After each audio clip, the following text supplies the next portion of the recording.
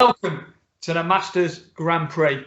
And today in the interview room is a thrower from the north of England, Dan Upton, who has won many UK titles, I think in shot put discus, I think to memory, but I'm sure as we talk to him we'll find out. So Dan is a vet 40 now, soon be 45 I think. So over to you, Dan. So a thrower, so which is your favourite event? Hi Darren, thanks for having me on. Excited to be selected to be in your interview by yourself. My favourite event is shot, to be fair. I think initially because I'm better at it than some of the other events, if that makes sense. But it was something that, as a multi-eventer when I was a lot younger, I really struggled with. And I think it probably was about 2001. I was quite young then, back in those days, and turned up to, I think it was a Southern League meeting. I was throwing for Verley at the time, who are now Hearts Phoenix, and I was about 11.5 stone. I threw 13 metres 17, and all the throwers were disgusted by how well I threw. And that kind of almost drove me on to think, I love this. I love being the fact that I was athletic, running about 11.5 for 100 and jumping about 6.50 in the long jump. To throw that far was just, I kind of just grew from there, really. That made me sort of love the shot put, to be fair. Obviously, probably a year after that, I dropped out of athletics. The last time I competed was 2002. I think I did a Northern League on the Isle of Man, just basically to go on the beers. That was the reason to go, because we flew over with Harriers, Liverpool Harriers. I was Lancaster and Morecambe at the time. And anyway, yeah, we had a night out, and then I stopped. And then I came back just before I turned 40, after nearly 15 years. So it came back a different athlete. It was as a thrower that I am today, I guess. Came back because physically unable to kind of do the events I would have done in the past, mainly a sprinter jumper. Turned up at an open meeting in, I think it's Biggleswade, which is way down south. As you know, I like driving around Britain anyway. Yes, I know Yeah, that, because when I have actually seen your power of 10, it goes on forever. Madness, isn't it?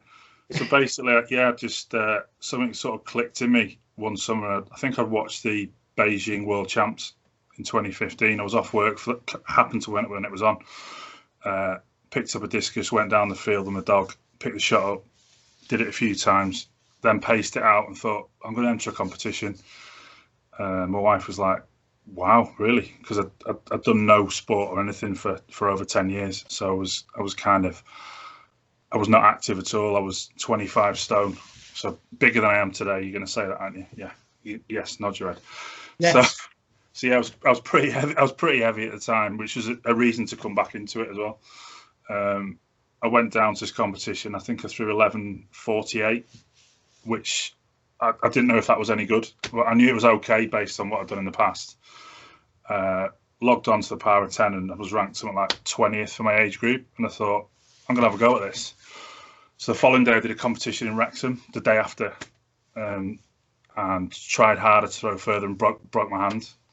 Broke my throwing finger, somewhere index finger, but just carried on training, and then managed to lose about 4 or 5 stone in about a year. Wow. So that's kind of like way back into it after a massive gap from being a cross country runner and multi-eventer from probably 1987 to 2001, and then doing nothing till back end of 2015. And now I'm fully back into it after this will be my 5th season, or I've done 4 full years. So it's a different world, but it's kind of the same in many ways as well. As people like yourself are still around, which is great. And a lot of the officials are the same officials as when I was 12, which is good and bad, to be honest. But so yeah, shot put's my favourite event. I've answered the question roundabout. Yeah, sure. I've known you as obviously like a multi-eventer, really. We're just going to show to back the viewers. Going to go a short clip of one of your shot throws. So, and then we'll have a little chat about it. So we'll just go with a clip.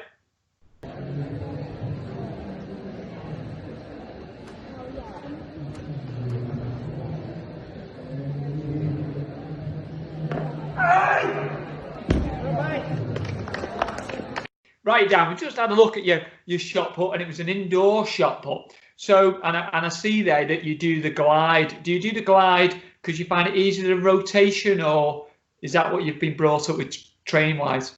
Yeah, I've tried to glide. It's a glide. Thanks for saying it was a glide, but it's trying really hard to glide properly. My coaches say, yeah, work in progress. But yeah, I glide because I have tried to rotate, but I haven't got the patience all the time to learn it. But I think over the next 5 years, before I turn about 50, I will learn the rotational shot to retain the distances that I need to get, because I think you can only throw so far with brute force and ignorance, which is kind of what I do, and I need to just sort of relax a bit more and find the rhythm of the event, and I think the rotational will help me. But yes, I do glide at the minute. I did it as a multi-eventer. I did more of a step back as well, but yeah, the glide is just feels more natural. The rotation that I've done myself, I know, again, after 15-year gap, no one was doing rotation really when I was around the first time,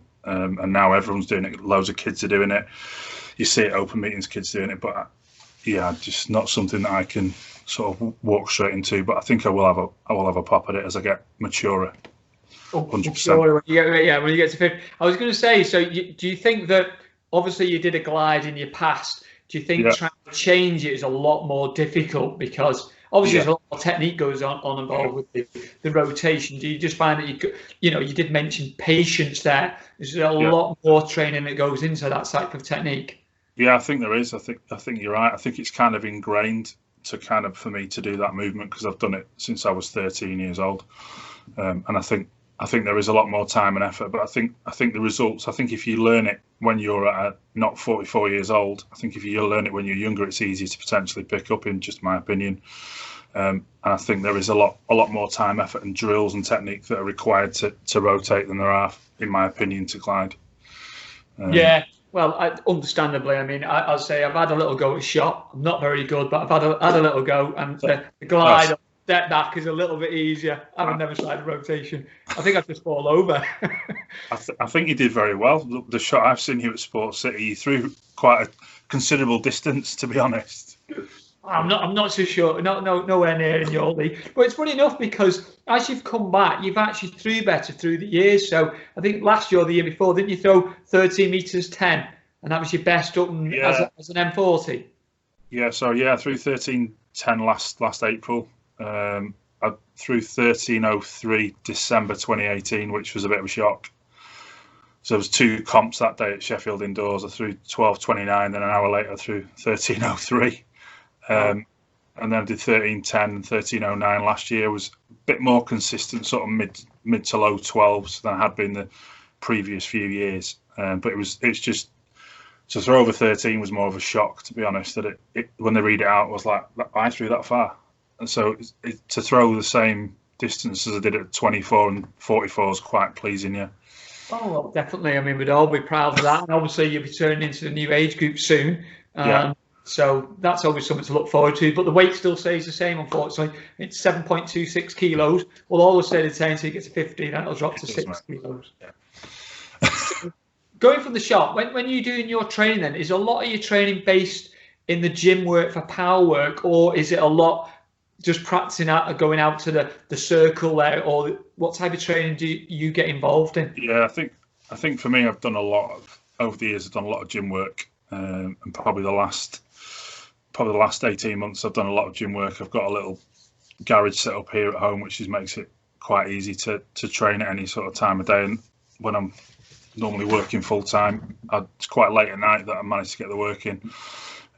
So I'd probably be in there 5 times a week.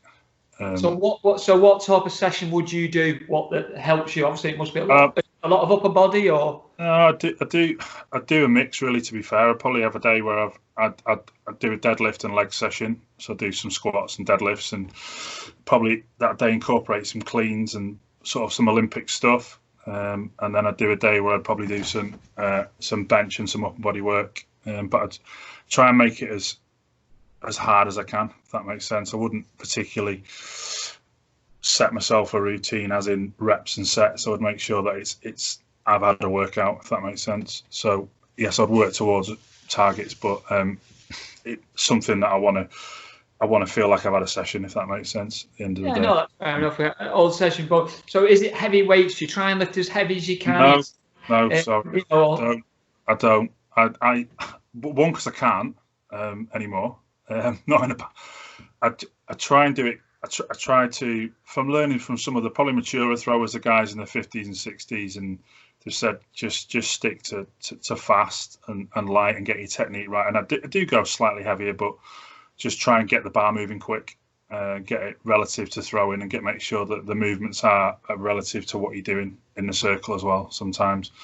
So more explosive and faster and quicker than just slogging through some heavy stuff. I do now and again do some heavy stuff, but try and get the bar moving quick, and dumbbells the same, just so that can kind of replicate what I'm doing. It's particularly if I'm going into comp on a Saturday, on a Wednesday or a Thursday, I'd probably just have a very, very light bar and just do some really quick stuff. It's like more explosive type of exercise. Yeah, some explosive sort of some cleans and snatches and stuff like that. Just with the lightweight, just to kind of ready to do the same thing in the circle at the weekend. So it's relative to what I'm doing. Throwing wise, been quite lucky where moved into this house about 3 years ago. My wife knows I love throwing, and she found a field about 300 yards down the road that we rent, so I can go down there whenever I want. Oh, that's brilliant. That's really, really brilliant. You know, when you're throwing on the shot put, do you use straps and chalk?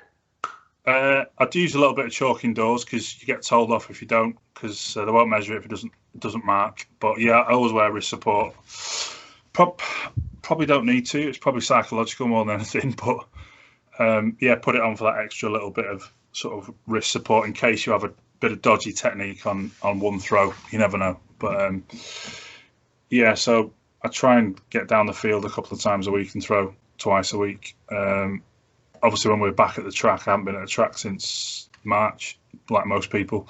Yeah. But I've been training at Sports City in the winter every Wednesday from 7 till 9 with a small group of throwers, mostly vets. But the coach is really good, a guy called Mike Martin from Trafford. I do know him.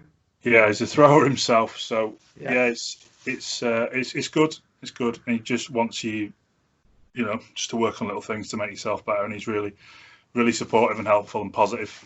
So yeah. So do you have anyone that you look up towards in the Masters and the older age group that makes you, you know, aspire to? And yeah, you mainly. No, definitely not as a thrower, Dan. No, I think as an athlete and a sprinter, and the achievements you've made is phenomenal. So I think that kind of stuff's is almost awe-inspiring at some level. As being a sort of a sprinter jumper when I was younger, it's to remember seeing you around when you were younger, and you like haven't slowed down, which is amazing in 28 years. But no, there's people out there like John Nichols, particularly the shot putter from Warrington, who's unreal.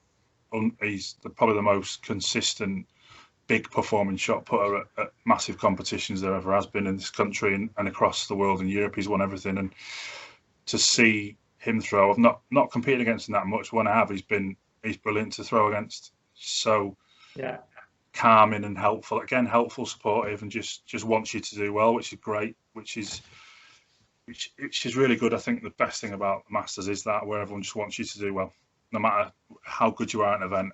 Even if you're doing 110 hurdles in a Northern League, everyone just wants to be nice to you, don't they, Daz?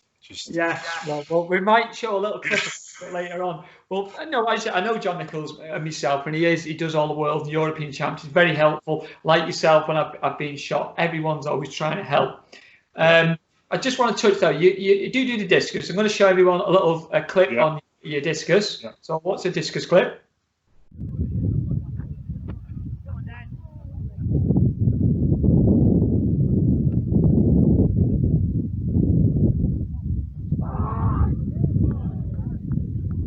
Right, we've got a discus clip there, and obviously you do a rotation there. You still use the 2K. Yeah. Is your vet's PB about 38 meters or just over 38 meters?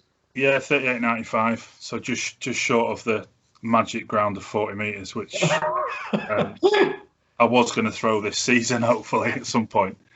Through 38 in March at Lee Valley, so it was on the cards. I will throw 40 metres in my next comp, hopefully, whenever that may be. So. Well, let's hope, touch wood, that you'll do that. And it's great that you see you do other events as well. It's not just, you don't just stick to, your shot and your discus. I see that you have a go at javelin. I see that you go long jump. So your multi-event still comes in, doesn't it? You still have a go, and I love that, mate. I think the thing is with me, I've been to comps, especially when I started back, and I was thinking, I think I'd like to do a decathlon again. Physically, obviously, I don't think I can.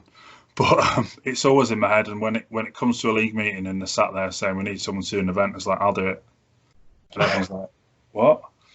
I think last season back at Richmond and Zetland, my first club when I was a nipper, and a lot of the guys were the same from the 80s and 90s. And the first meeting, Ken Harker was the team manager, was like, can you do long jump, triple jump and hurdles? I was like, yeah, it's fine. What? And it was good because it kind of got the rest of the guys to do more events, because I think the team saw me doing it and were like, and then I kind of said, come on, if I can go over those, you can do a lap of the track, because you tend to get a 5k runner who just comes, does 5k and goes home.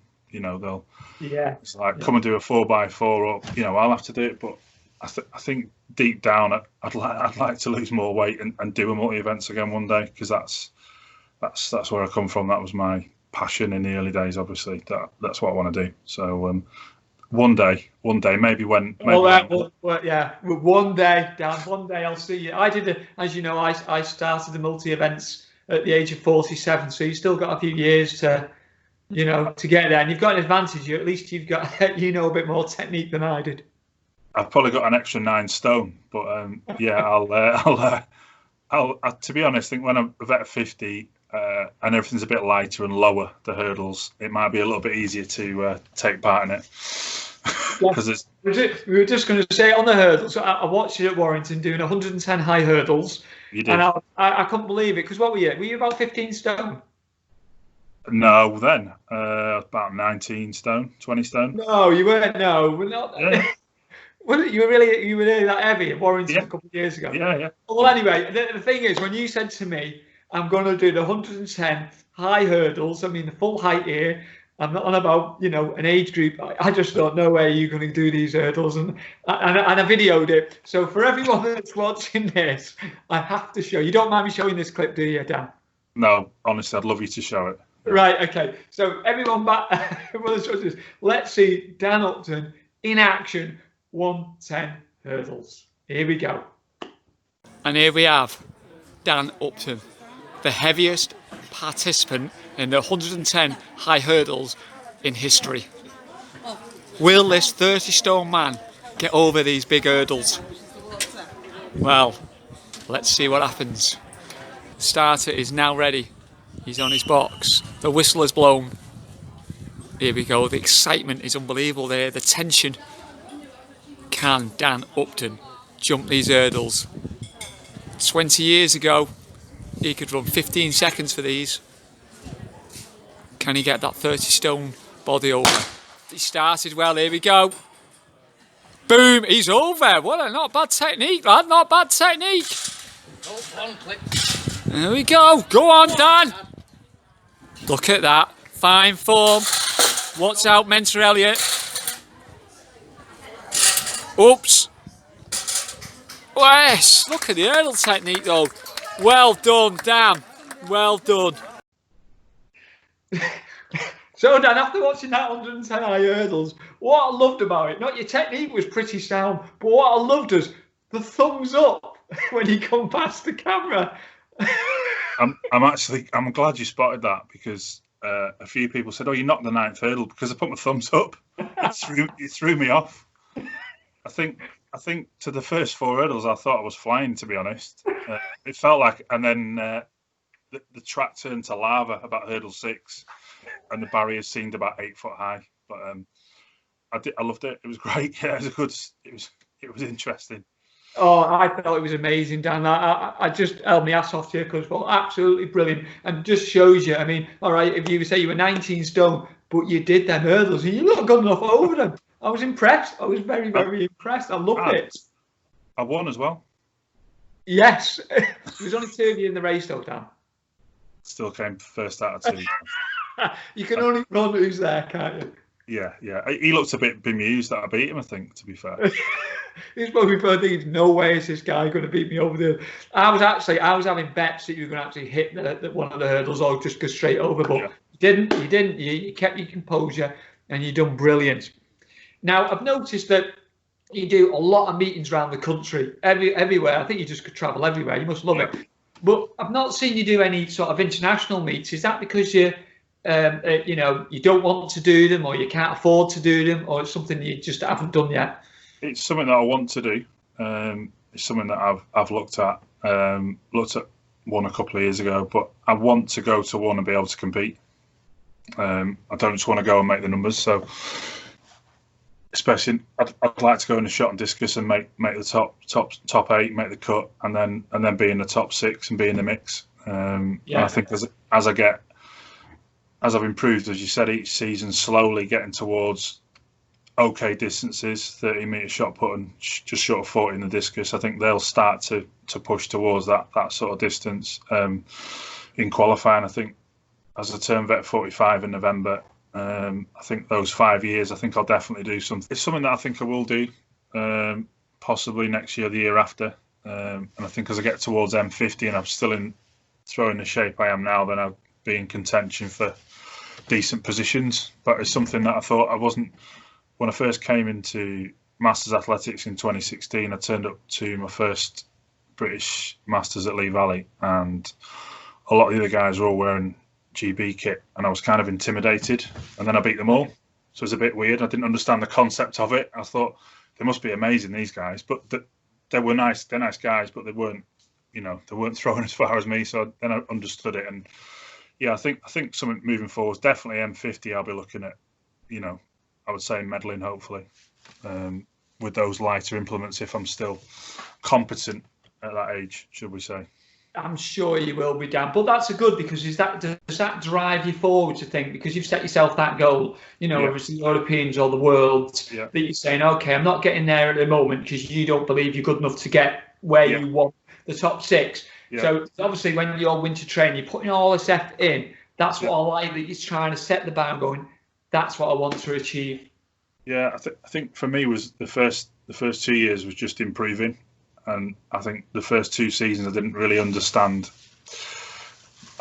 I just threw. I didn't really understand the events that well. Probably just competed. Where the last 18 months I've understood the events better, and I've understood how to compete better when it comes to higher competitions. I've been able to perform under pressure a bit better than I had to in the early years. Like you said, and focused on. I think I got some British bronze and silver, and I'd done loads and I'd never won. Then last year I won 2 titles, indoor and outdoor. Sorry, both outdoor, but winter and the summer discus won both, which was great. Discus especially at Birmingham in August last year, because I think there was 9 of us that were all really close. So it was good to go into a field. As you know, some of the events are quite sparse. It was good to have a big field that was all probably 8 out of 9 of us could have won it. So it was really good going into that. And everyone was quite nervous, which was nice, because there's some really talented throwers in the group. Not just discus, but they're good at other events. And I was throwing first in the first round. So I think in the old days I'd have probably caged it, or it'd have gone wide. Where I just thought, just relax and do what you do in training, do what you do down the field with your dog. Just get round and hit it. And that first round throw actually won the competition. First throw of the competition.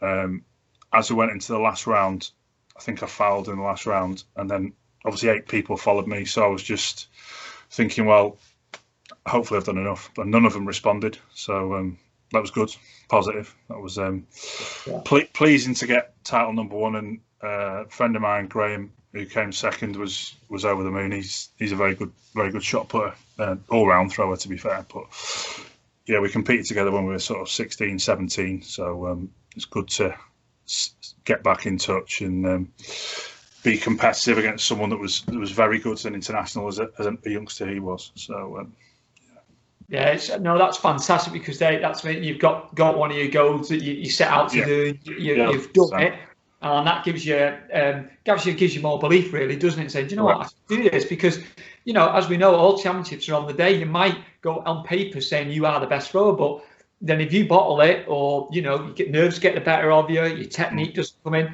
timing doesn't come in, then you know that it's up there for grabs. Like you've done so. So going from obviously the national championships, and I say you do lots of other stuff. I just want a quick clip on. I think you did a weighted throw. So I'm going to show a weighted throw. Okay.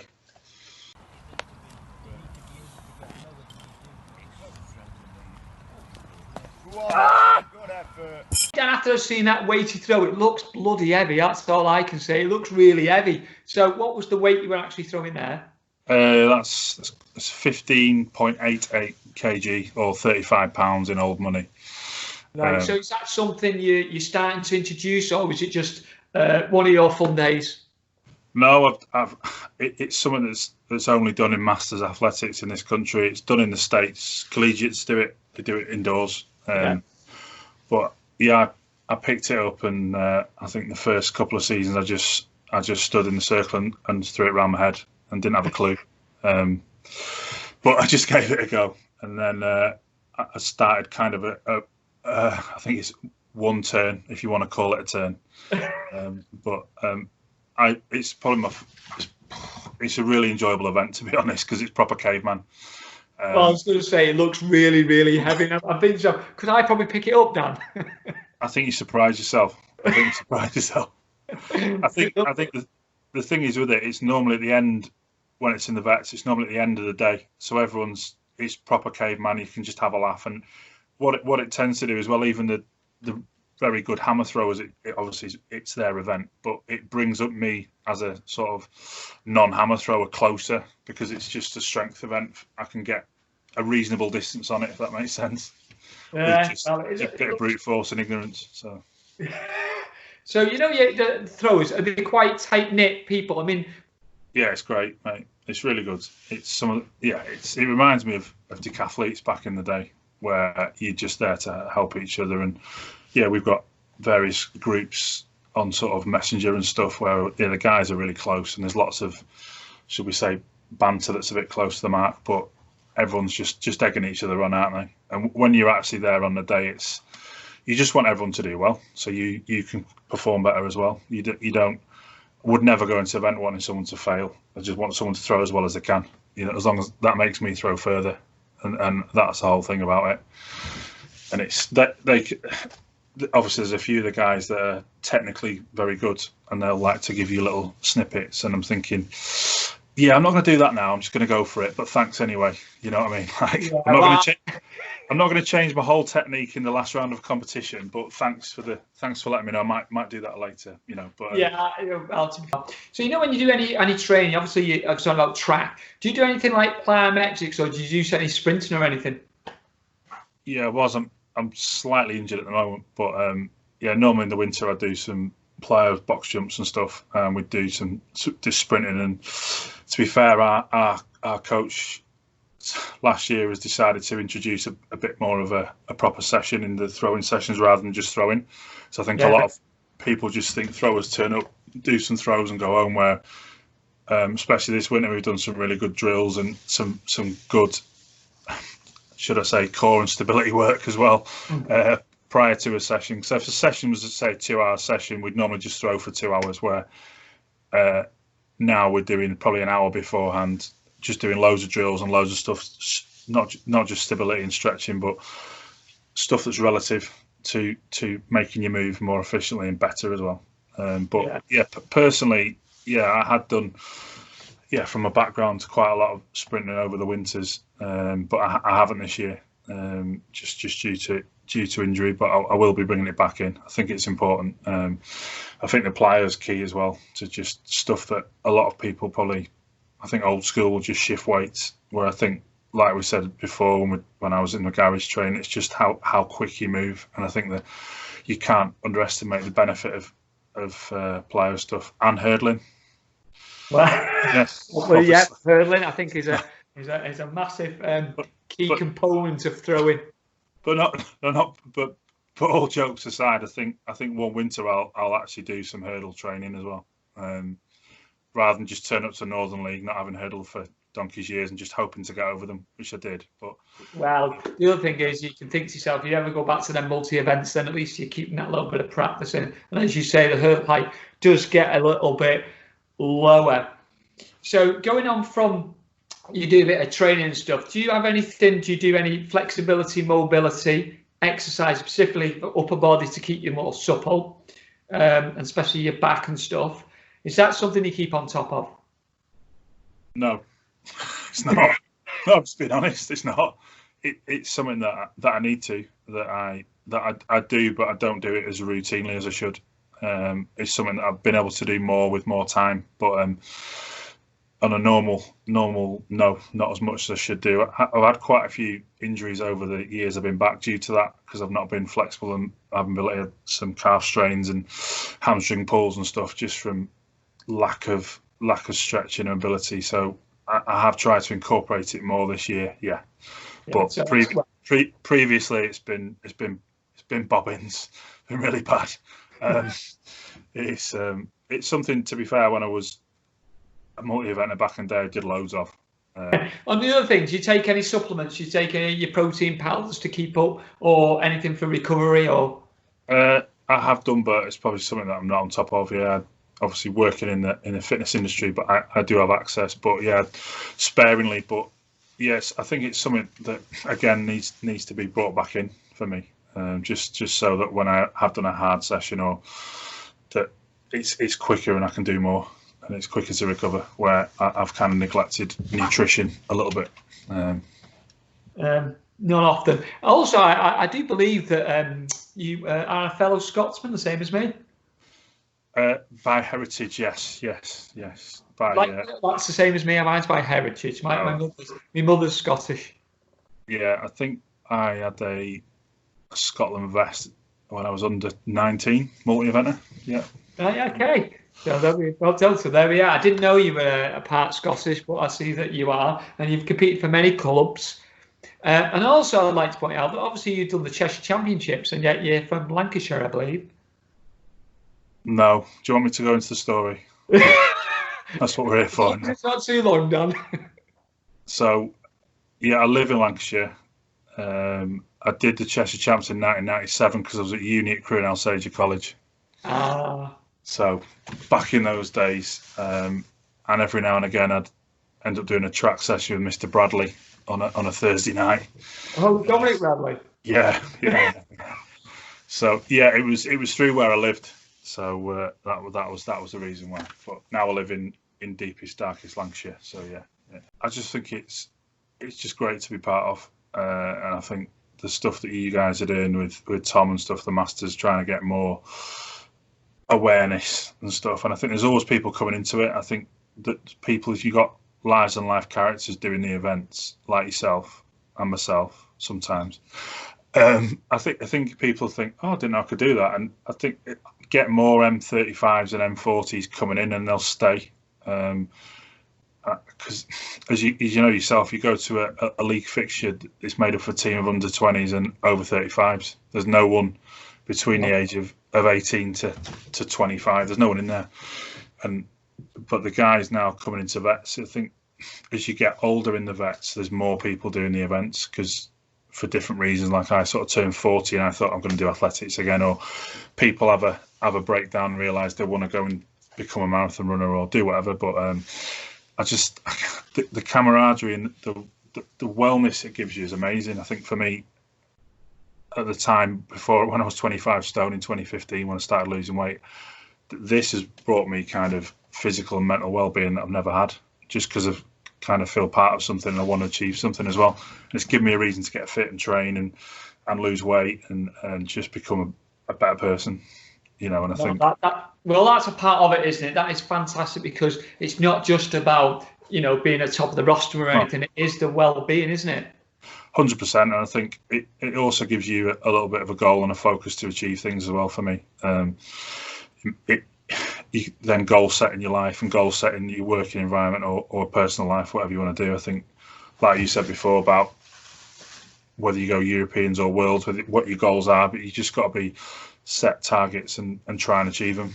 I think that you need to have a target, and I think the first couple of years I was aimlessly throwing, where now I've kind of got a focus and a reason to do it, and to meet some amazing people like yourself. Thank you, Dan, for keep putting that in for me. Thank you. Well, I think everyone just helps each other along, and that's the main thing, no matter how good or bad you are at things. And it's always good to see sprinters and jumpers throw, as it is to see throwers hurdle and run or try. Yeah. Oh. And as you said, I don't think you get many throwers out there, because there's a lot of you guys out there that just are boring and just throw, and you need to get on the track and you need to start doing mobility and stretching and speed work and changing your attitude and jumping into pits and helping your team out, and not just turn up to an event and doing 6 throws and going home. So that's sometimes not good enough, guys. So there you go. That from Dan Upton. So next time you see on the track and get drafted in to do a 3,000 metre steeplechase, boom. Get yourself out there, unsettle yourself, make yourself uncomfortable, and go and do something that's challenging, and stop restricting what you can do when you're way more capable than you think you are. So very true. Wise words there, Dan, because I say you can do. There's a lot more things out there. You just got to be brave enough to say, I'm going to do it. And don't worry about the power of 10. I think too many people worry about the power of 10. Don't worry about the power of 10. Sometimes it's more fun to do something out your comfort zone. You've gone from elite sprinter to multi-eventer, I've done it. I've had a go. You've never pole vaulted before, but you have amazing pole vaulting technique. One day I'll show a clip of my pole vaulting technique. No, that's part of it as well, just to have a laugh. And obviously there is a serious element where there's some amazing athletes out there that aren't going to do loads of events. But I think especially in the throwers, it's good to mix it up and do different things, rather than just sit in the circle and go home. So. Yeah. Okay. Well, they heard it from you first, Dan. So I'm sure when they see this interview, I'm hoping that you'll plug it there for the throwers, and get us out there. So thank you very much for your interview. It's been brilliant. It's been a pleasure. It's been a pleasure interviewing you. It's a pleasure interviewing a thrower. Well, thanks for having me on with such esteemed previous people that have been interviewed. So we're humbled to be interviewed, Darren. Oh no, it's been a pleasure. Dan.